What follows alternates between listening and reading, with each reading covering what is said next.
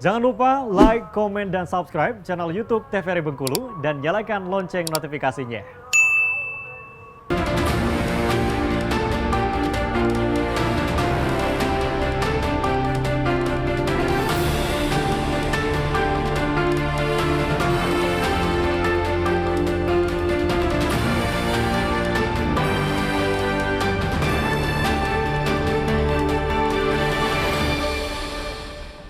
Baik pemirsa, kembali di Berita TVRI Bengkulu untuk ruang konsultasi TVRI Bengkulu kali ini di segmen terakhir untuk edisi hari ini pemirsa di Selasa 14 Februari 2023. Kita masih bersama dengan dua narasumber kita, ada Dr. Lisda Naomi dan juga Dr. Putri Santi, dan tema kita masih mengenai bahaya benjolan di balik telinga. Nah, kita kembali ngobrol bersama Dr. Lisda terlebih dahulu sebelum kita kembali berbicara mengenai yang namanya atau kesimpulan ya.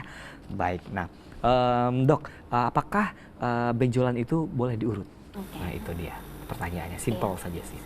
Ini pertanyaan yang simple gitu ya, tapi ini sering jadi masalah sebenarnya Mas. Ya, kalau buat kami dokter di lapangan gitu ya, ini kasus urut mengurut ini adalah salah satu masalah sebenarnya yang sering kali kami jumpai gitu ya.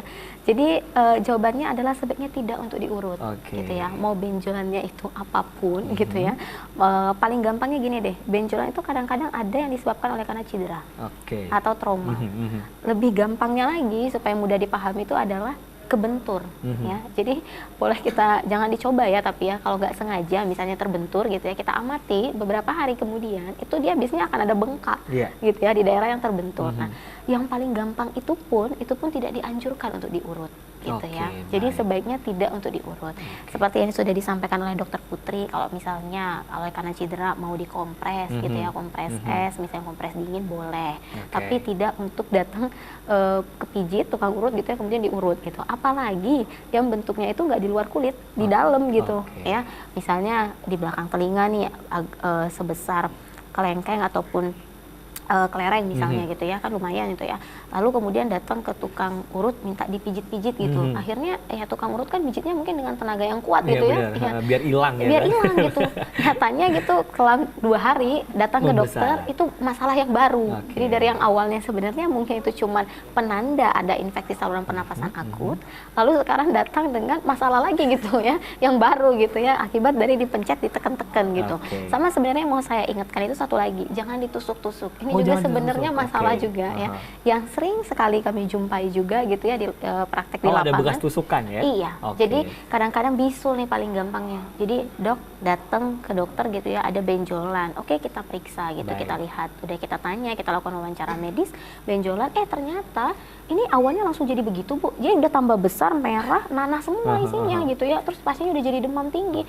Enggak, awalnya sih kecil dok. Terus ada ditusuk-tusuk bu, ada pakai jarum pentul. Iya, benar ya. Iya, jadi pakai jarum pentul ditusuk dengan harapan ketika ditusuk itu keluar isinya, dia pikir akan kempes gitu. Ternyata itu kan nggak steril gitu ya.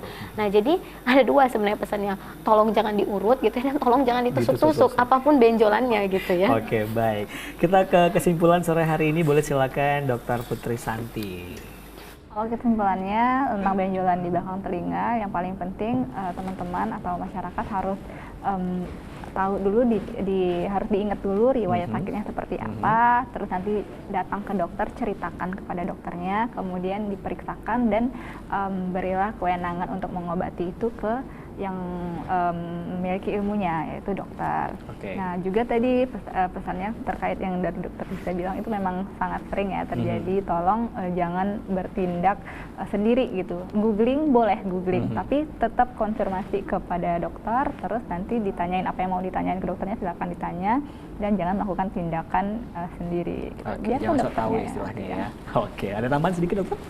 Kalau kesimpulan dari saya, intinya adalah setiap benjolan, terutama yang ada di telinga, itu belum tentu itu sebuah keganasan. Jadi jangan panik dulu. Jawabannya adalah bisa ya itu keganasan, bisa juga itu tidak. Bisa jadi itu sebuah tanda infeksi. Jadi periksakan saja diri ke dokter gitu ya. Jangan melakukan hal-hal di luar itu, seperti ditusuk-tusuk, dipijit-pijit gitu ya, atau apapun lah itu ya. Sebaiknya langsung saja datang ke dokter gitu ya. Jadi jangan panik dan langsung periksakan diri. Sama saya ingin menambahkan sebenarnya tadi secara khusus untuk yang pada pasien-pasien keganasan ya, untuk yang pencegahannya tadi itu seperti yang disampaikan oleh Dokter Putri, kayak memodifikasi lifestyle gaya hidup gitu ya. Sama yang paling penting itu sebenarnya adalah bagaimana kita bisa melakukan penerimaan diri atau stress management. Karena bagaimanapun juga harus kita sadari ketika memang pada pasien-pasien yang sudah didiagnosa oleh dokter merupakan sebuah keganasan, yang harus kita ingat bahwa hidup itu kan yang menentukan Tuhan gitu ya. Jadi bukan akhir dari segalanya gitu. Jangan Jadi langsung down ya. Ya, jangan langsung down karena down itu akan mempengaruhi imun. Baik. Dan ingat bahwa keganasan itu disebabkan oleh virus. Virus itu menyerangnya apa? Lagi-lagi imun. Gitu, dan harusnya imun itu bergunanya dalam tubuh kita tuh memerangi itu. Jadi ketika kita stres, ketika kita down, kita merasa itu akhir dari segalanya, maka imun kita turun, maka hilanglah tentara kita untuk melawan itu, maka tambahlah dia akan semakin cepat. Oke, baik. Terima kasih banyak dokter. Terima kasih banyak untuk dokter Lisda dan juga dokter Putri sore hari ini atas informasinya mengenai bahaya benjolan di balik telinga. Semoga kita semuanya tetap sehat pemirsa. Semoga bermanfaat. Sekian dari pamit. Wassalamualaikum warahmatullahi wabarakatuh dan sampai jumpa kembali.